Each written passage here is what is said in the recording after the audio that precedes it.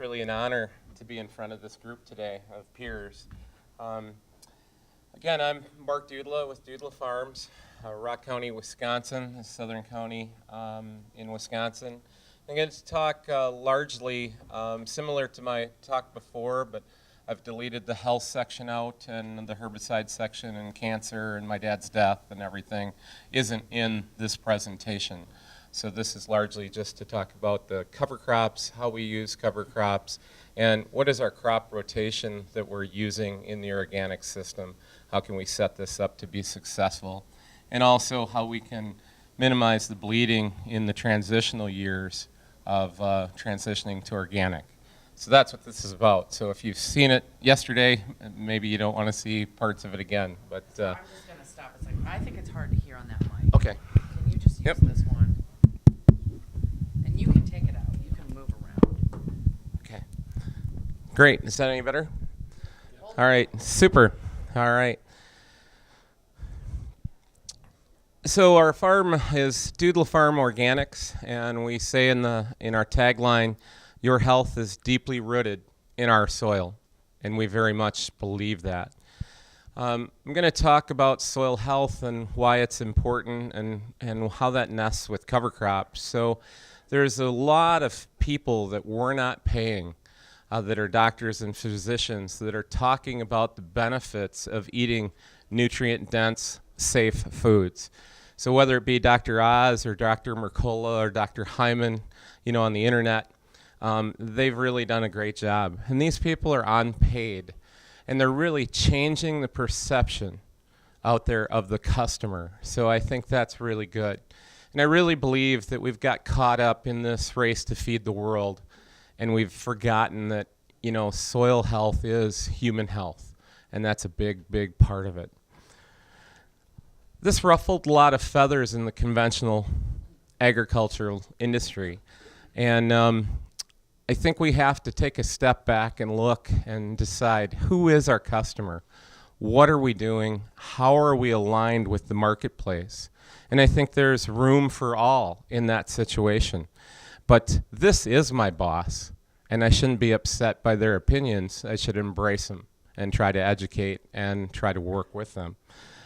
Because, they control by their wallet what gets produced.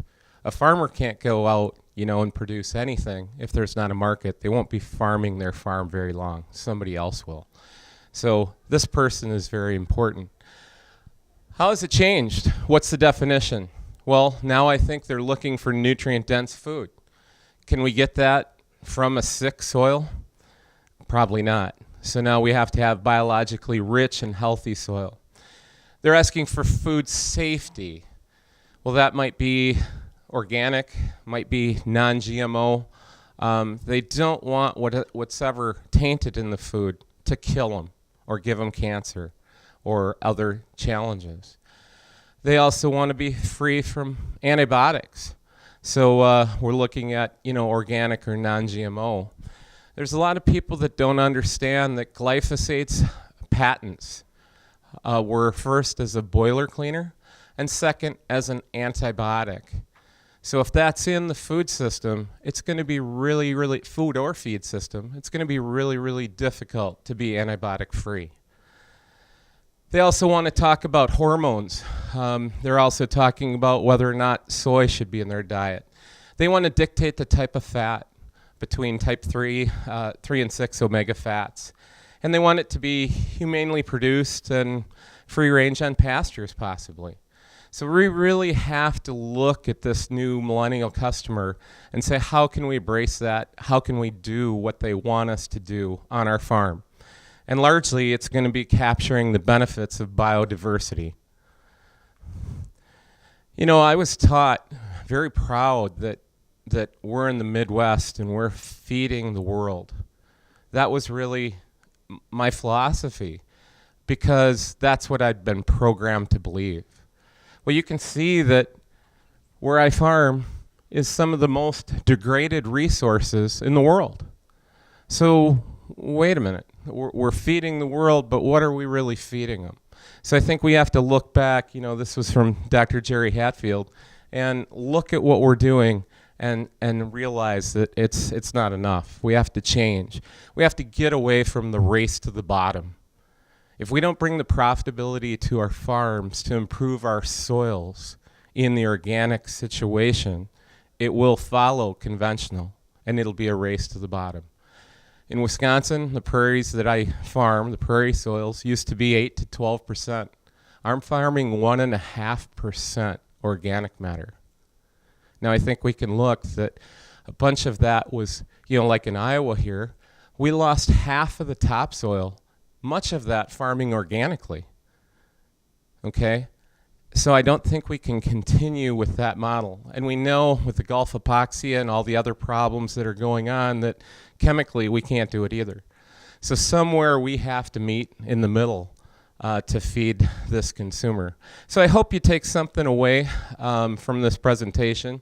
I'll tell you what my one thing what I learned at the Moses conference was in a little bit. So how do we use cover crops on our farm? Largely, we want to produce lots of nitrogen. I believe personally that's a limiting factor of most organic farms, is they're not producing enough nitrogen. That's a big part. We need to build the organic matter, increase nutrients water holding capacity.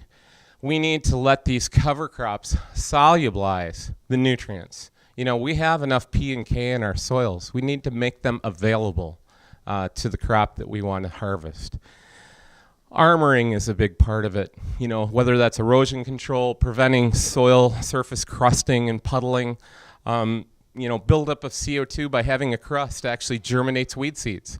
It came from the prairie industry, and we used to do CO2 baths and GA3, gibberellic acid, to increase the germination of prairie. Well, if we have a crust on that soil, we're going to expect weeds. So cover crops are some of these things that can mitigate this.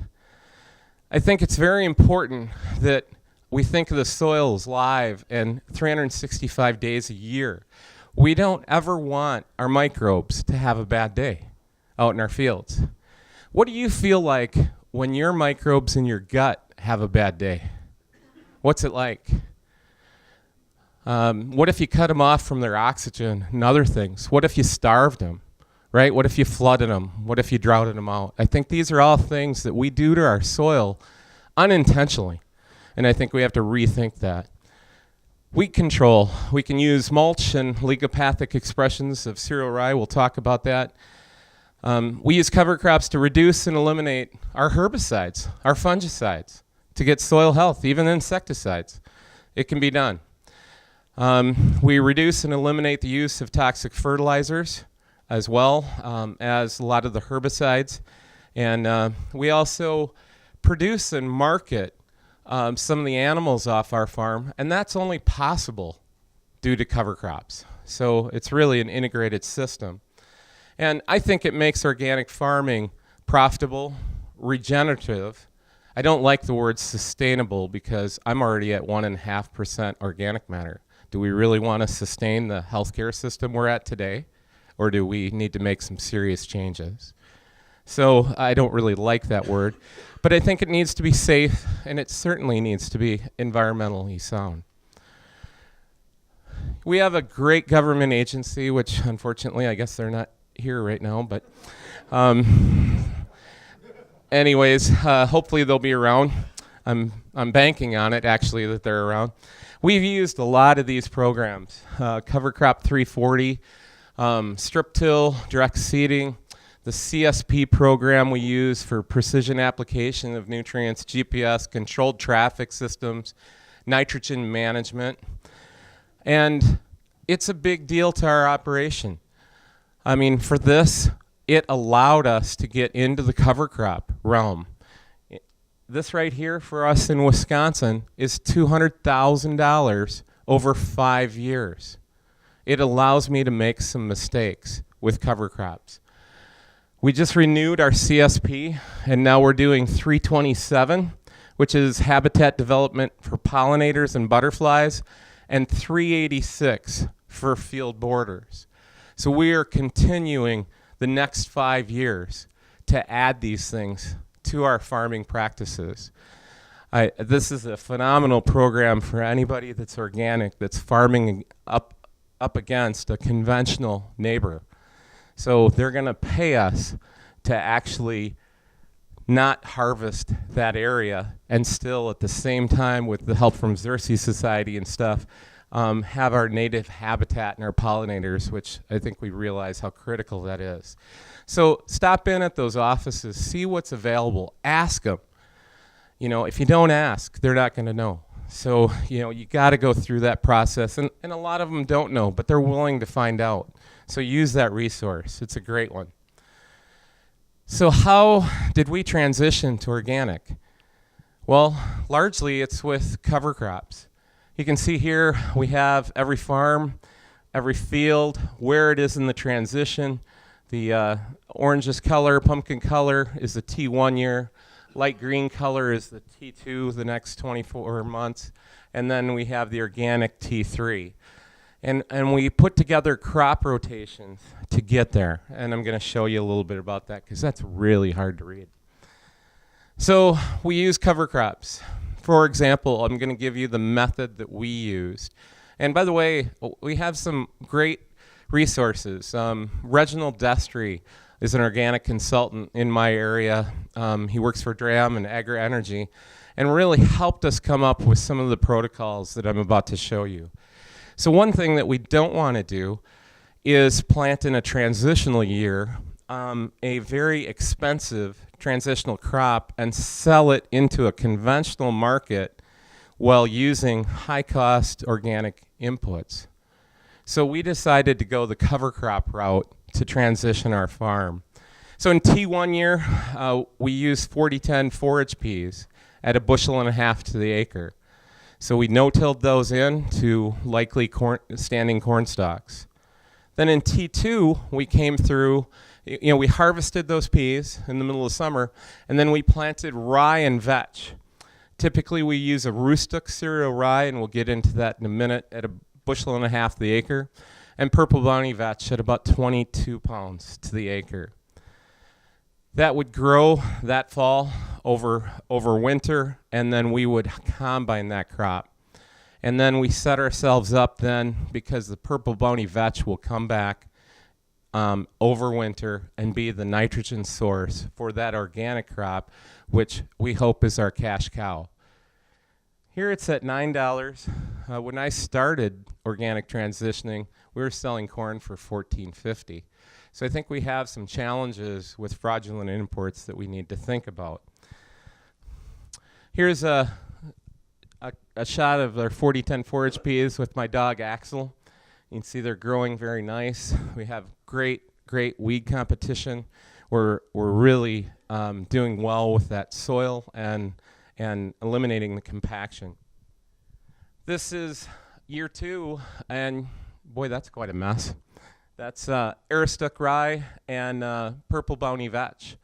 And you can see Aroostook rye, because it's a high biomass, also doesn't like to stand up very well. So it's quite a challenge to combine. But then we will volunteer that purple bounty vetch, and will be available for our nitrogen source for the corn. Aroostook rye and purple bounty vetch can be really a challenge to combine. We're down to less than 1 mile an hour, and in 2009, that was the largest production combine made in the world, and we can't even go 1 mile an hour. So think about your harvesting and some of these cover crops, because it isn't easy. It isn't like the VNS rye that you're used to. That's what that looks like, that sample right out of the grain bin.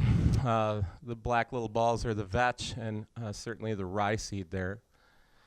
And here's what we have after we have that vetch and rye that's went over winter, and now the vetch is really coming back strong. We're growing our nitrogen. This corn crop ended up going over 200 bushels to the acre with no applied manure whatsoever. So this is just on the organic matter and the vetch that we're recycling. Here we're using a Salford 5100 disc to till that cover crop in and then plant corn. This is Gary Campbell from Agri-Energy. Out in that corn, you can see we have some extremely high ear set, and this is corn that's in 15-inch rows that's then cultivated. You can see there isn't hardly any sunlight hitting the ground. And the other thing too with that is you can see there isn't any residue left either. Our carbon to nitrogen ratio was very, very low. It literally ate it up. It's all gone. The bugs ate it all. So that's what we want to see. This is not what we want to see. What's wrong here? We're already yellow, right? And we got a long way to go. So we didn't produce enough nitrogen. Well, geez. We put previous crop was soy in one year, then pintos, and then we did 40-10 forage peas in the spring. So that's why I come back to say these are lighter soils, okay? If you're on 5 to 7% organic matter, this probably wouldn't happen. But on 1.5%, we're clearly not growing enough nitrogen. Now we put some Nature Safe and other things on here to try to correct it, but they're all Band-Aids, right? If you don't get it right up front, you're gonna have a challenge. So just be aware of that. Another way that we produce more nitrogen for these corn crops is winter wheat. This is actually winter wheat as he's seeding with an airplane, medium red clover with the plane. Here we're combining the wheat off the top, and that clover, that medium red clover, will grow all that year into the following spring, and then it'll be a plow down for us in this situation. Here we are here. We do residues, bugs in a jug, literally, to aid that microbial decomposition as quickly as we can. Typically today, we wouldn't be moldboard plowing, we'd disc. And we're trying to get away from that. We're trying to go to a more no-till system, but I'll show you where we are with that too. We're still in the development stage. We also will use high calcium lime, gypsum, a little bit of compost. We haven't used too much manure, although this last year we did use a couple tons to the acre for the first time.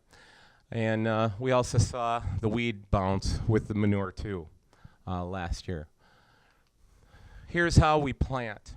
A lot of what you see on this slide is you're thinking about crop nutrition, but really it's not. It's still about weed control is the game. So we have to beat the weeds out of the ground. We have to get the corn higher than the weeds. And how we do that is we use an MST seed treatment, myco seed treat. We put Chilean nitrate 2x2 on the row, so we have the inboard tanks here in the cat, 2x2 application right by the row, 2 inches away, 2 inches down. We'll put that Chilean nitrate and a humic product because we don't want that nitrogen to run away because it's very available.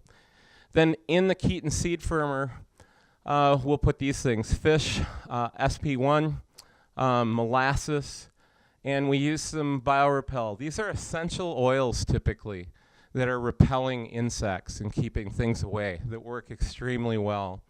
We also use SPE in that seed trench.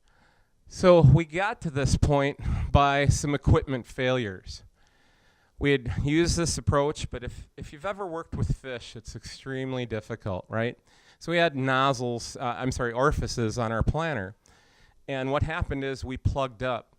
And you could go right to the row where we plugged up, and here the weeds and the corn are the same height. Then over here where the row isn't plugged up, the corn is twice as tall, and the weeds are half the height.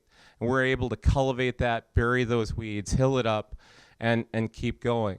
So to us, it's not yet about nutrients. It's still about weed control. So this liquid program, this 2x2 and everything, you know, is really about weed control and yield for what we're doing. Now, long term, when we get soil health and get things where we want to, I'm hoping we can peel some of these Band-Aids off as we go. I don't think we're gonna need them, but we're not there yet. We're a recently transitioned farm. So you can look at compost and manure and some of these things as things that can help you, but eventually we want to wean ourselves away from a lot of this. SPE is one. It's called Bavaria bassiana. Take a look at it. It does a lot of good things. It has to be put on the seed. It's a beneficial bacteria that grows with the plant. So you can't foliar apply it or do anything else. It's got to go in the seed trench or it's got to go on the seed. Does a lot of neat things for us. Really, really a great biological product. Why 15-inch rows? What's a farmer? Well, nutrient-dense producer of safe food, but largely a harvester of sunlight. So the sooner we can close that canopy, the sooner we can get really good weed control. So that's why we're in 15-inch rows, and that came from our conventional system, and we just keep using it in organic. But we had to add a cultivator. So we took this is a Krauss K-tine cultivator, and we actually just added some tubing to make one row, this row unit, cultivate 2 rows instead of 1 row middle. Really simple, $500 in steel, half a day's time, and you can do it. That works with those tram lines that we have. We plant late because we need our crop out of the ground in 4 days. Okay? We can't wait 3.5 weeks and deal with all those weeds. So that's what you can expect if you're willing to plant late. That's 40 days.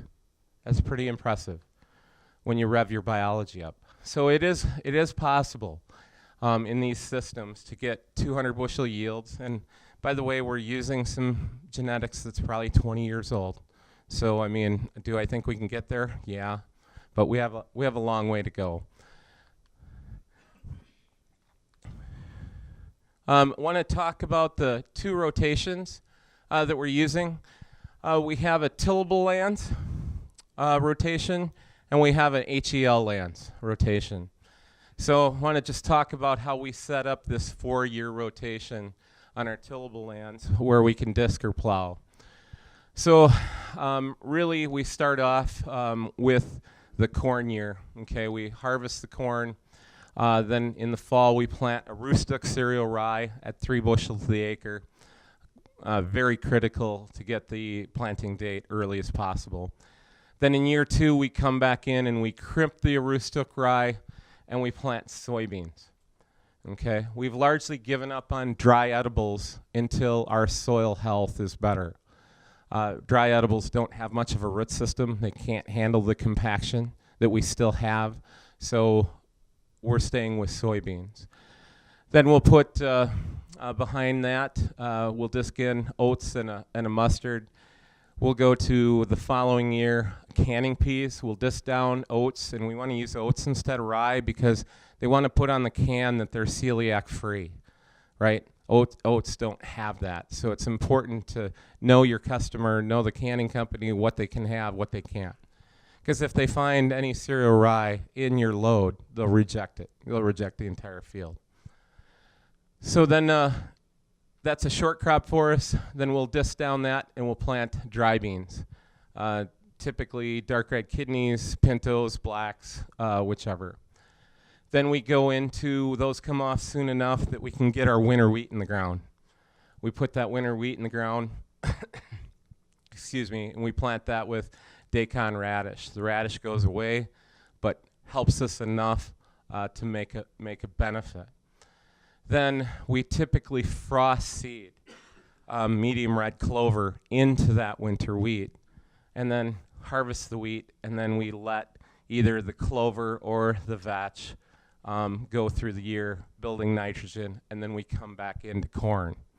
So that's how we're using cover crops in a tillage situation and hardly any manure in this process. But again, I think the limiting resources, if you don't have manure, is nitrogen production with cover crops.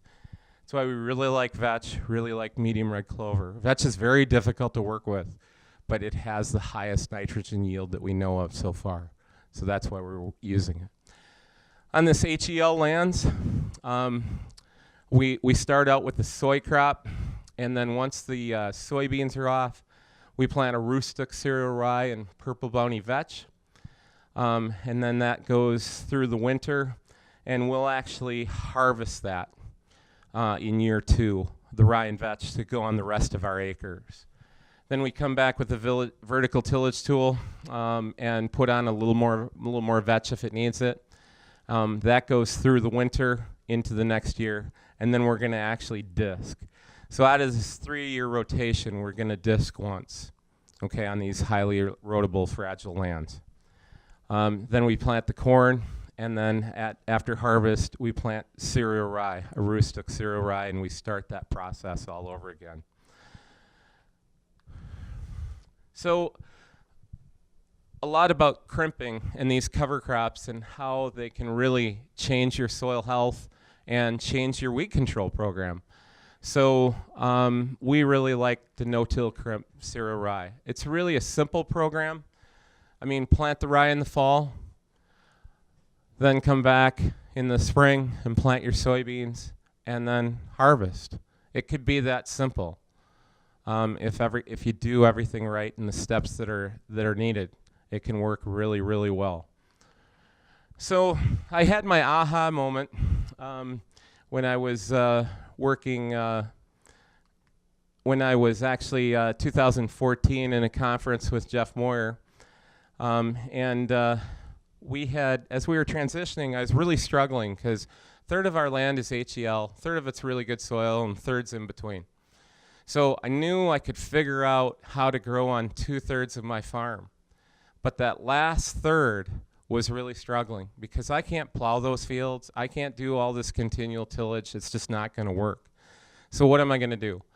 Well, the NRCS had got me into this program where we're planting covers virtually on every acre, okay? And we aren't really 100% organic yet. We're transitioning some fields, but not all. So we had 620 acres of corn that year, and we planted cereal rye on all of it. We didn't do it right. I mean, today the recommendation is 3 bushel the acre. We planted 90 pounds. Did we use a rustic? Didn't even know what that word meant, that it was actually a county in Maine, you know, at a USDA research site that released it, you know, 20, 30 years ago. So anyways, but we tried it, and it actually worked. Just to show you a little bit, so we have a twin tank sulfured, pneumatic sulfured here. We blow the seed broadcast into spoons up here, and it just lays the rye out on the ground. Then we have coulters 5 inches on center, which is sizing all of that residue and lightly incorporating. Then behind here, we have 3 coil tines, but ahead of the 3 coil tines is a spray bar.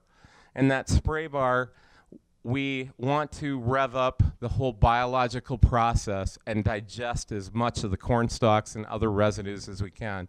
So we use a product called Residues, and that's what this tank is behind that we spray here. Then that lightly gets incorporated because they're live bugs, you know, we don't want them in the sunlight and stuff. And then we have the roller behind.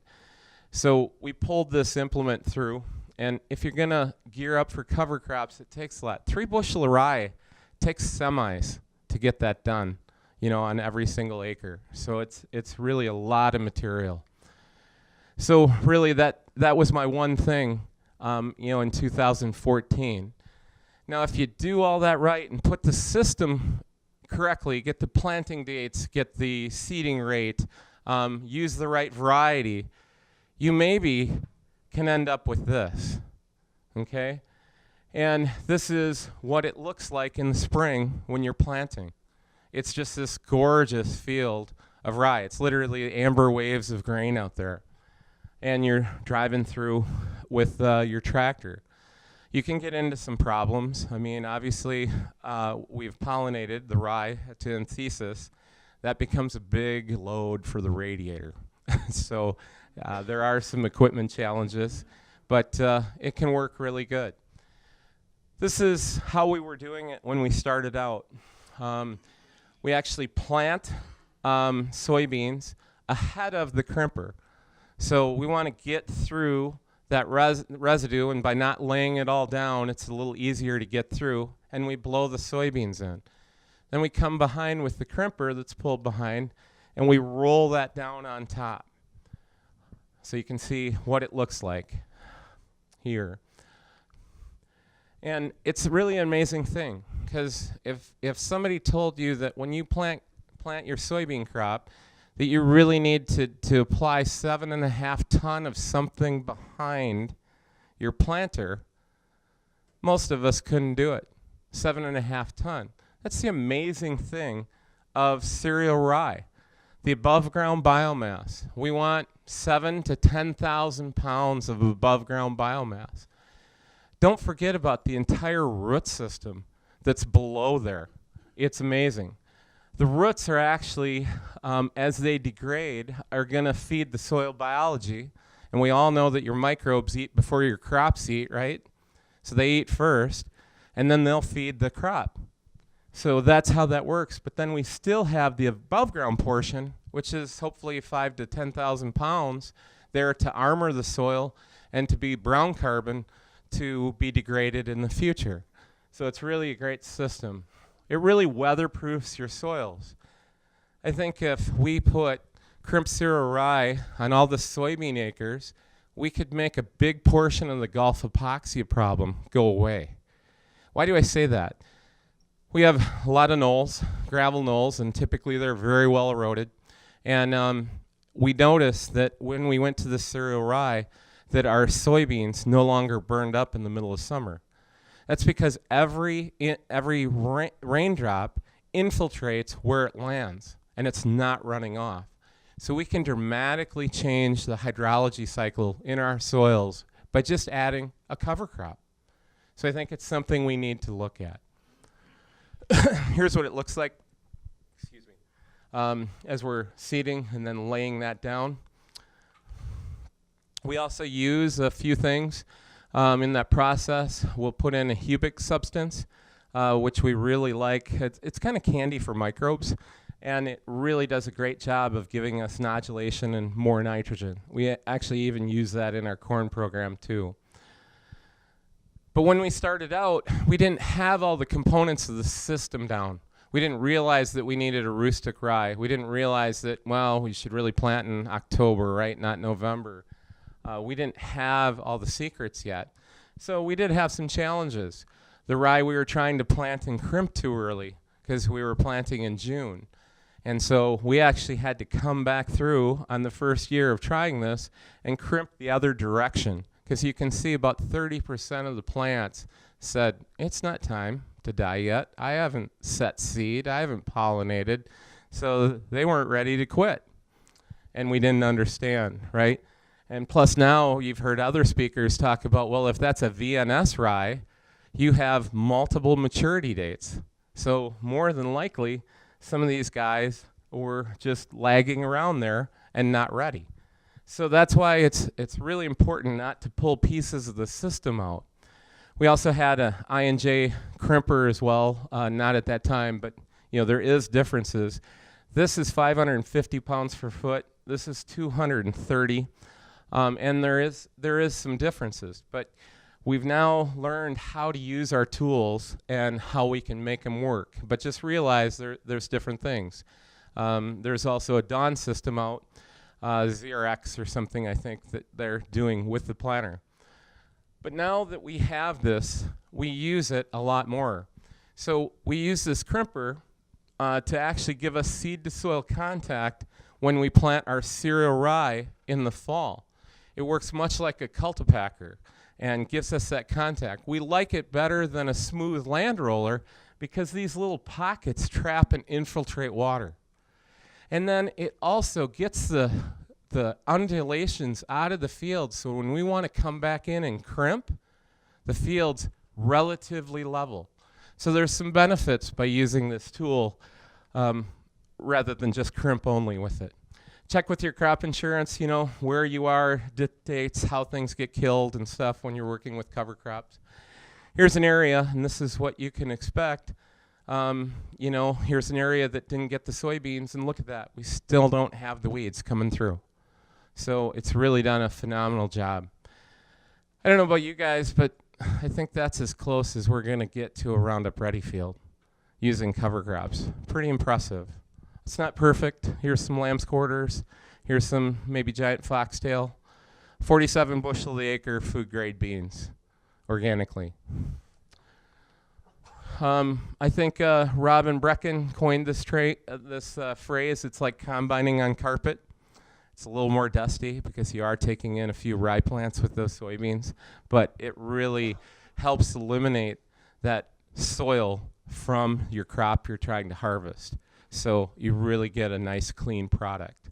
Now, if you don't crimp it perfectly, if you're not using the right variety and other things, you can end up with some rye in your soybeans. So at that time, it might be an extra step for you at harvest to seed clean your rye out and then send your soybeans to that market. Yes, sir. It looked like the ranch you had there, the beans were taller. Did the beans descend low to the ground as well on that plant? Yes, they're higher. Yep, they set higher. You bet. Yep, and that's quite a mat. If you get the amount, the seven, really we want to talk about 7,000 to 10,000 pounds of above ground biomass. That's this thick. Okay. Now, if you're only 2,000 to 3,000 pounds, that's this thick. So there's a big difference, you know, in the amount of what that mat looks like. So, anyways, we plant them in 15-inch rows, but not everybody wants to do that. Some people use 7.5. Some people want a rescue treatment to be able to run a no-till cultivator through there, and they plant in 30s. We like to close the row and make the crop work for us. But again, huge infiltration of the rain. You know, it just infiltrates and percolates through the soil where it lands. It's a big deal. And we control through fall. So that's what some of those fields look like. Here are our tram lines. Actually, we did a spray, a fuller feed, and came through there. That's why we have a track out there. So, there's a lot of credit due for the research here on what got done with these crimping and the success of crimping. So Rodale was a huge part in Pennsylvania, you know, the I&J, the roller that Jeff Moyer had made, and then I&J started making it for them, was a huge part. And then, we also had our local university at UW-Madison ground truth this in Wisconsin for us. So they took a lot of the risk away so that we could try this at a big level and know that we had a good chance of having success. But I think you got to take a look at it. But those cover crops allow us to take, literally one of the most erosive crops we grow, soybeans, and turn it into regeneration of our soil health. That's a big deal. And we're building the biology, but we're also not hopefully contaminating the environment with pesticides. So that really helps. It's a double win. So it also reduces our time, reduces our management, and we're really looking at sequestering a lot of carbon. But what do you do when you didn't do it all right? Well, we ran into that this year because I did this. I was insane this spring, and we planted cereal rye into that nitrogen-deficient corn crop. Now, I know that a lot of you are smarter than I, so can anybody tell me what happened? And then what happened? Tied up the end. How big did the rye get? So rather than 6-foot rye, we have 3-foot rye. Now I can see the ground, and now that I can see the ground, I see weeds. Real challenge. And there are multiple things. Not only can you do it because of lack of nitrogen, but maybe you have a low spot in your field and it sat with water and it drowned your rye out.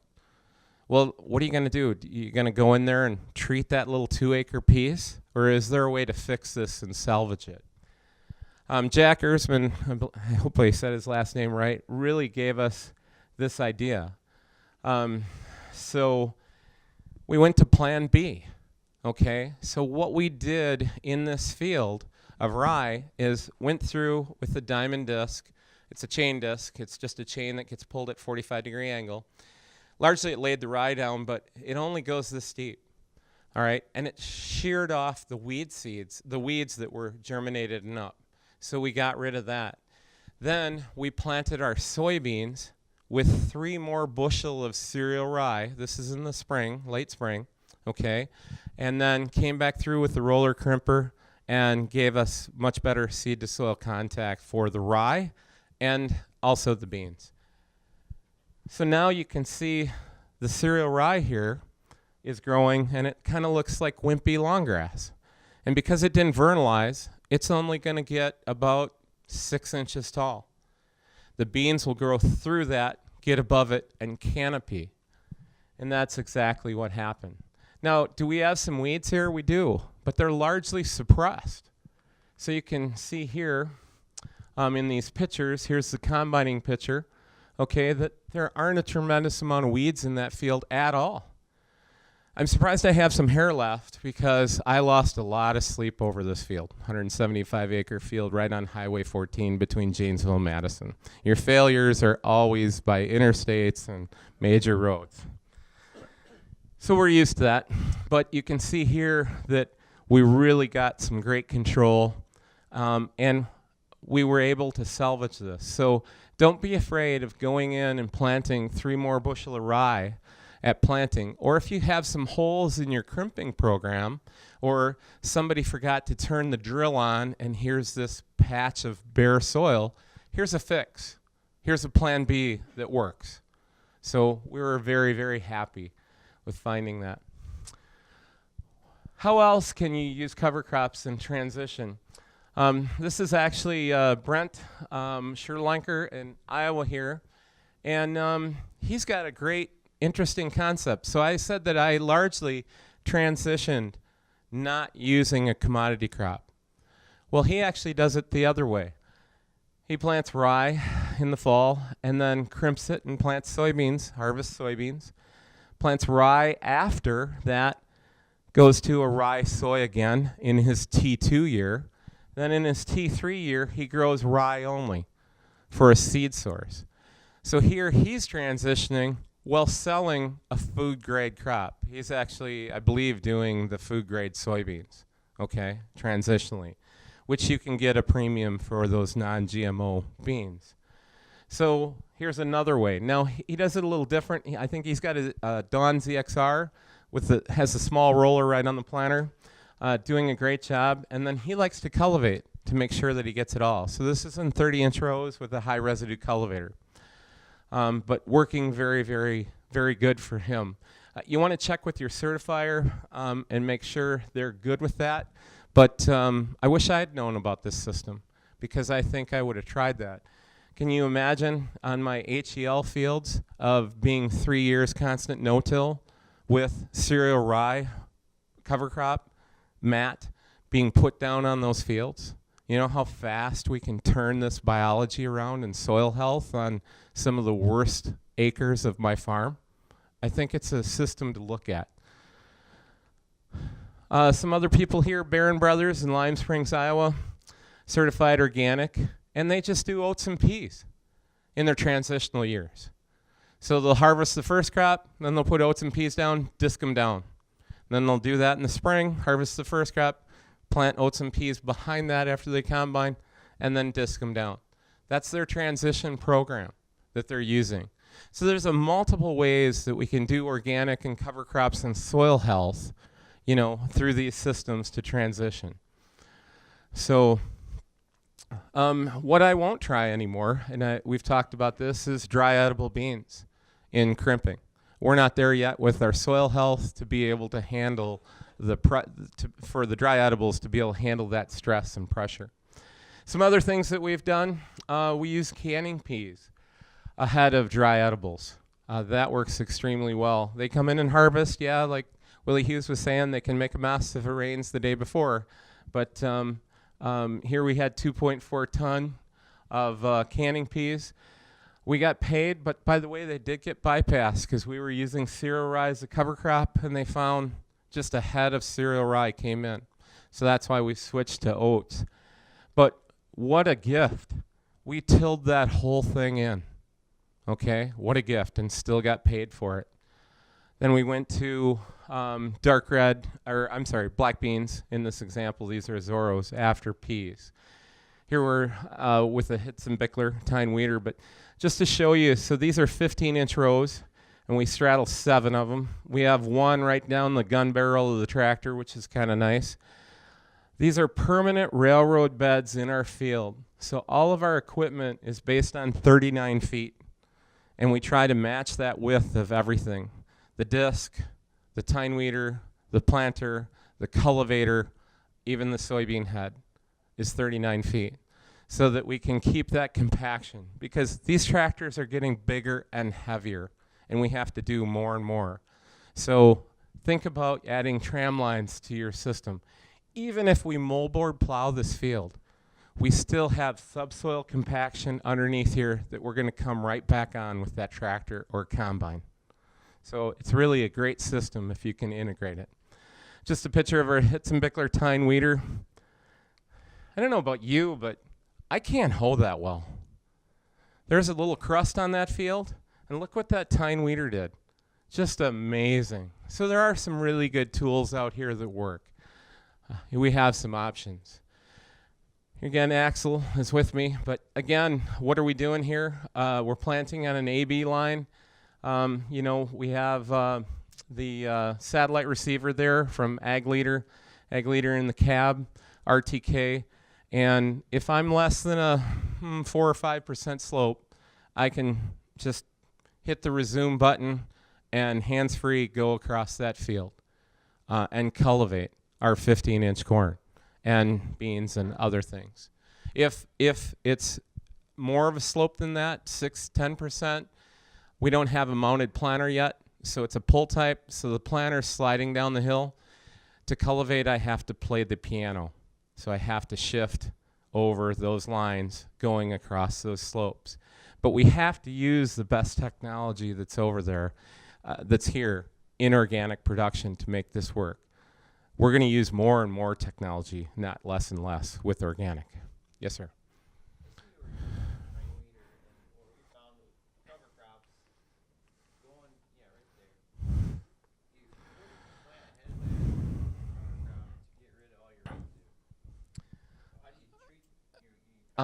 We actually came through and dissed this pea crop in, and so no, this is the second crop.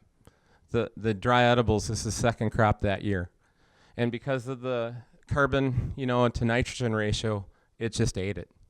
I mean, it's literally gone. It's unbelievable how fast that happens.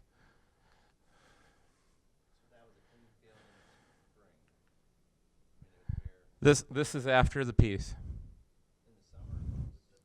This is actually, we planted last week in June. It's a very tight schedule. As soon as they harvest, so it's basically mid-June. You know, they're in there maybe the first of the part of the second week in June. You know. Yeah. Happens very, very quickly. That being said, that is a challenge of a tine weeder. They can become dump breaks if you have too much residue as well. So that's something to think about.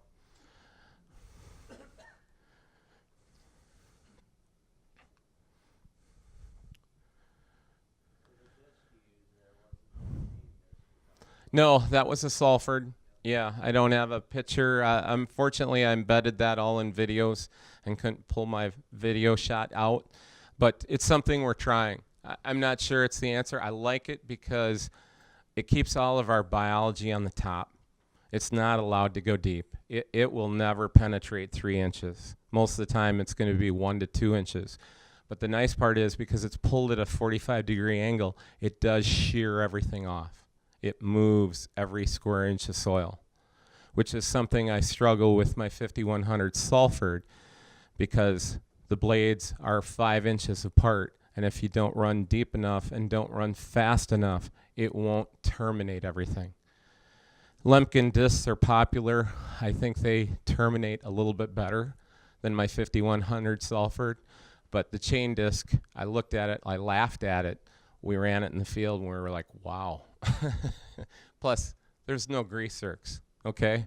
There's no shafts to break. There's no needing 3 people to put blades on. I have 109 grease zerks on my Salford 5100. And I mean, we don't even like to think about that, because that's half a day for somebody, right? With a power greaser to clean all the dirt out, clean the zerk tip out, and do all that. So I think there's some really neat tools. That's from Australia, Kelly disc it's called, a Kelly.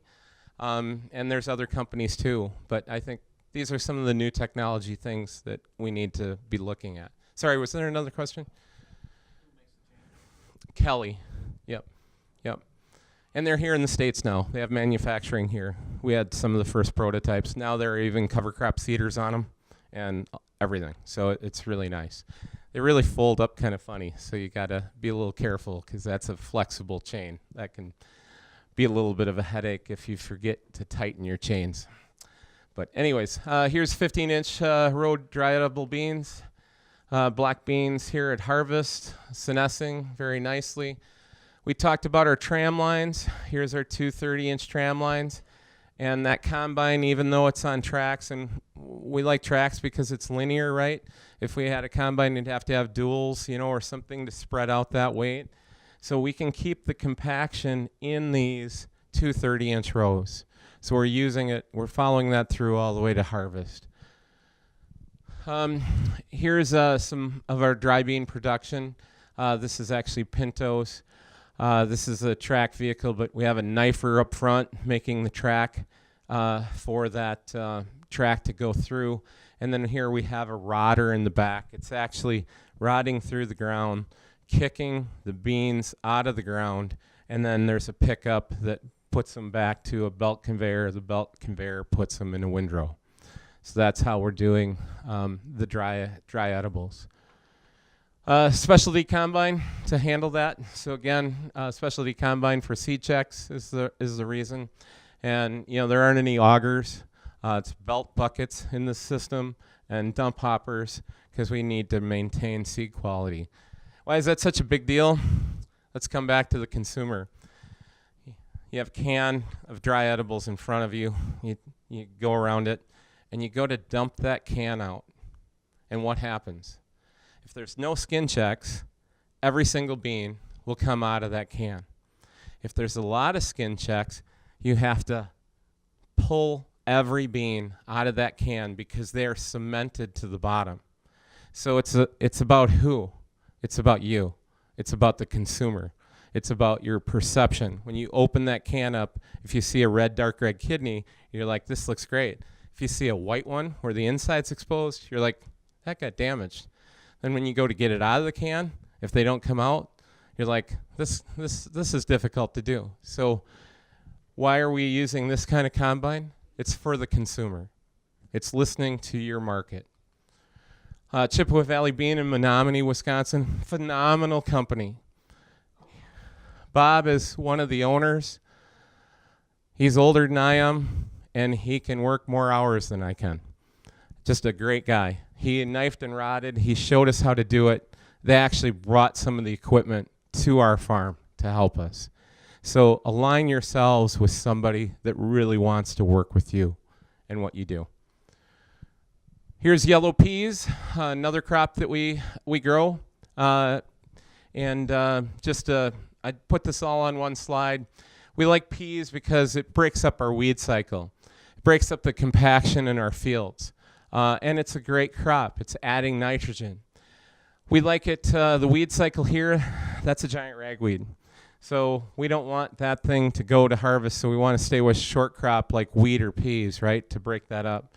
Because we actually come through in our tram lines. This is with a John Deere swather, 40-foot swather, and we will top cut the weeds off those peas.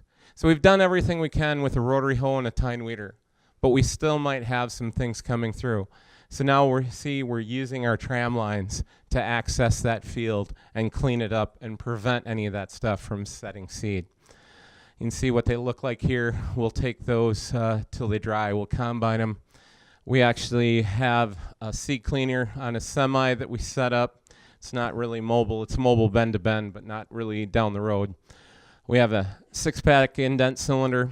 Then we have a 29D clipper. And then we have an 8-pack of spirals. And that will clean rye and vetch. It'll clean peas. It'll clean a lot of different crops. So I think we need to bring that technology back to every one of our farms. I think the thought of polycropping multiple species at the same time has some big merits. We do emmer wheat with peas. Combine them both, and then we spin the peas away from the wheat. It works very good. I think that's the future in organic, is really 2 or 3 crops that can be harvested at that same time. And then it's up to us to spin it apart, because more than likely the end user isn't going to be able to.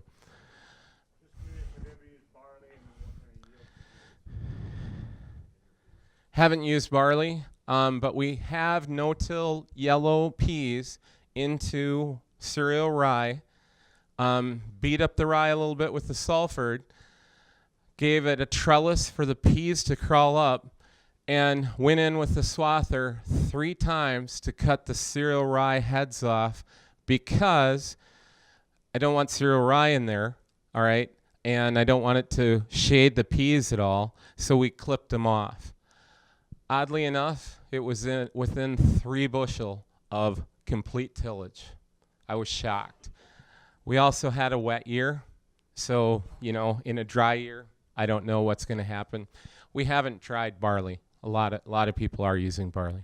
Would you consider a winter wheat rather than the spring, so it wouldn't fertilize with the seed? Could, but it's not going to grow up. You know what I mean? It won't provide the structure. It will provide some weed control. You know, so I think you know, wheat is a lot less oligopathic. I'm not so sure we shouldn't be looking at cereal rye planted with yellow peas. We didn't do that, but we want to look into that. I think it's an option. Was there another question? I'm sorry. Emmer wheat? Yeah, say it again. We haven't yet. We got our seed source from Bob Jose in North Dakota. He has a dehuller, and we're looking at how to do that. We have some pieces in our shop right now, and that's a winter project when I get back. We want to get to dehulling to get that marketed. So, yep. I want to go into some tillage versus no-till. We're trying to get more sustainable. We're trying to get soil health. We're trying to get the tillage out of our organic system. How do you do that? How do you get it done? Here's a 10-acre field, a really small trial. We had a bunch of weeds in our cover crop on the headlands, so we decided to go on around the outside. We could have used a disc, but we decided that we'd just use this disc ripper. It's called a Dominator. A lot of tillage in one pass. You know, a lot of destruction here, certainly. The inside of the field we kept. So then we were getting ready to plant. We came in. This is vetch and cereal rye. We would have liked to seen a lot more vetch in here, but we wanted to try to see if we could make no-till organic corn work. We actually got through it with the corn planter. We tried planting ahead of crimping, but you can see we have row cleaners, 15-inch row planter with, it's 31 row planter, right, with 2 trams lines lifted up, so it's 29 row units. On a 10-acre field, I was going to spend an entire day taking all the row cleaners off the planter. So we decided we'd just try it. It became a beautiful 40-foot dump rake with vetch, okay? Went back, another tractor, and crimped ahead of planting because we just couldn't get through it. So we thought we'd try it. We actually got the stand. So you can see the corn rows in here.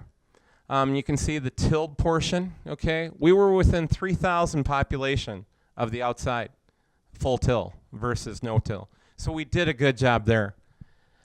We couldn't kill this purple bounty vetch. Couldn't kill it completely. Guess what happened when you don't kill your vetch? You don't get the release of nitrogen, okay?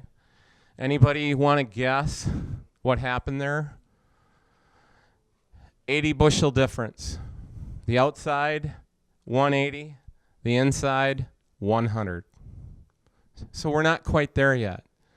But we're not willing to quit. I think we'll find a way to get this done, but that's what's so neat about coming to these conferences. You know, listening to cover crop solutions and all kinds of stuff, and now we have calculators that can tell us what we can plant, the species we can try. I think it's here. We just need to figure it out. We also have tried some additional things since we had the failure of the vetch. Now, they get along with vetch very good out in Pennsylvania at Rodale, but they also have 140 growing days there compared to our zone here. I can't wait to the end of June to plant my corn, okay? It'll be just silage only. So I don't have the flexibility that they had out here. So anyways, we tried this for no-till crimped organic corn, planted in the fall. In 15-inch rows, we planted oats, sorghum, and daikon radish. All those things do what in the winter? Kill. So they're gone. In 5-inch rows in between, we planted lynx winter peas in between. That's our nitrogen source. So we go through the winter, we winter kill, we no-till into there. The radish acts much like a gas tank. It's nice because the radish is already gone when we're planting our corn. We want all those available nutrients around that corn plant as it gets to V3, because that's when we're setting the girth of the year, okay, and what's happening. And then the nitrogen will set the length. And then we're going to come in when it's V2 or V3, and we're going to crimp the field to terminate that blooming pea, okay, that winter pea. That was the thought process. This is a little different picture, but here's the seed that we used, Link winter field pea. Put it in the drill. We got our rows here. What's missing? The peas never germed. Out of 12 acres, we had less than 500 plants. So because of a defect in the seed, we weren't able to see if this system could work. So, but you can see here, this is where we're going to no-till the corn, and then we're going to come through and crimp the peas that we're going to be in between. Now we're involved with a USDA grant breeding program. Lisa Kissling Kuchek, is the lady that we're working with, and we're now breeding in these plots, and we're looking for winter hardiness and also things that are earlier. And we're doing that on both peas and vetch. And hopefully we're going to come up with something that's going to work to make this no-till organic corn system work. Prairie filter strips, I talked about that a little bit. We're implementing that. Beneficial insects, erosion control, pollinator habitat, diversity. Talked about Rodale Institute and crimping. We've had 3 field days so far. In the middle of summer, usually it's in August. You can go to doudlafarms.com, and we haven't set the date yet, but we're hoping to have another one. We showcase some equipment, tine weeder. Here's Aaron Silva talking about roller crimping, and we try to feed everybody an organic lunch. But certainly some credit belongs in some other areas. Not only Rodale and Aaron, but David Brandt. Started out planting. Had a tractor, had our Salford planter, had a $50,000 crimper behind that planter, made the first round, and my scout said, this isn't going to work. Wow, you know, we got more than $500,000 worth of equipment in this field, and we're going to junk it. So that was quite a feeling. So I called David Brandt, who, by the way, is an organic, but he does a tremendous amount with roller crimpers and soil health and everything. He said, can you send me some pictures? Send him a picture on his cell phone. He's like, I don't understand what you're concerned about. Looks great. Keep going. So we proceeded to do the 620 acres and had very good success. So it's really important to have somebody that you can reach out to at those critical times. Because, you know, based on my conventional scout that I was working with, he didn't think it'd ever work. So you got to have a little confidence, and that's why the ground truthing at Wisconsin from Pennsylvania to Wisconsin helped. and having those people to reach out for. This is our hoe crew, by the way. And the one thing that we do walk our fields for in crimp cereal rye is still giant ragweed. Giant ragweed is a large seed, and it can still get through that oligopathic effect and that mulch layer. So you want to watch out for that. Cover crops also make it possible to direct market some of the meat that we produce. My son did 800 broilers in a pasture-based system. We also did an egg share for Tippy Produce, mobile egg layer there. We had 100 turkeys. We did do some pigs, and we're doing some cattle. So I hope there's one thing that you could take away from my presentation today, just like when I took away crimp cereal rye in a Moses meeting in La Crosse.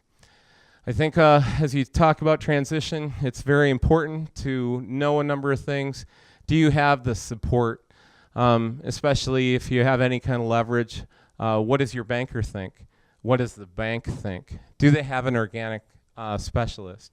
This is Badgerland Financial, which is now Compeer. They have those people, that staff. They're embracing this movement. So who you partner with is very, very important. Do you understand the transition process, your rate of transition? Going cold turkey on all your acres is a significant risk to your equity. So maybe you want to think about the rate in which you get into transitioning. Also, do you understand the organic market? That's the big thing that we talked about. We'll talk about in a minute is, these fraudulent imports and what that means to your bottom line. Do you understand your equipment changes when you're going to organic? Can you mechanically weed your entire crop in 2 to 3 days or 24 hours? People are using 120-foot sprayers, okay, on the conventional side. We need to think in terms of 120-foot tine weeders, if that's what we're up against. So some of those things. Know your capabilities, a lot on this list, but can you clean and sell your cover crops? Do you have storage? Can you dry it all? How does this work? Do you need manure, chili nitrate, depending on how your cover crops are working? What can you do here? The certification process, can you pull it all together? It takes one entire day for us to certify. It's a big deal. And then usually it's a couple weeks of follow-up on small details. Support group. When you walk into the coffee shop and nobody talks, that might not be your support group anymore.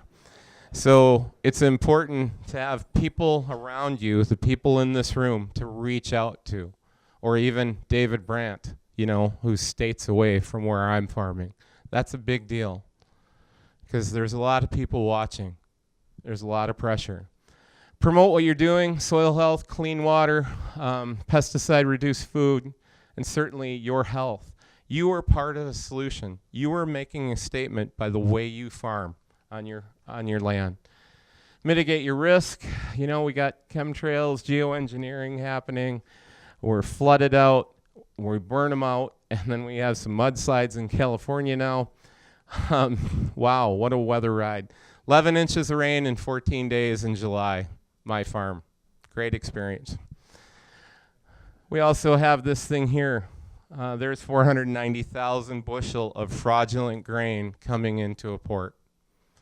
When I started this, we sold to DeLong's, the company that's there. They're a great company, $14.50 a bushel. Now we're talking $8-9. When you finally see the light at the end of the tunnel and then they pull the chain and the light goes off, that's a real problem.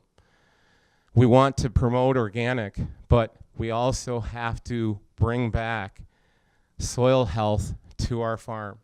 I'm not interested in being a race to the bottom like conventional agriculture. We have to build soil health to rebuild human health. I think that's really important. Why are you here? Who's your customer? What are you doing? So when we look at economic, long-term versus short-term, I think we can talk about that. Soil carbon can go in that discussion. The environment degrading soil health versus water quality, and some of those things. Could you imagine driving 90 miles to get to your field? In the Gulf Epoxia, that's what we ask the shrimpers to do because we can't figure out what we're doing here in the Midwest. I don't think any of us would settle for that if somebody upstream made us do that. Society, healthcare costs, maybe we need to have some of the money from the doctors to fix the soil to really make a difference. So what's your one thing? Thank you very much. I think FDR said it very well. A nation that destroys its soil destroys itself. Thank you.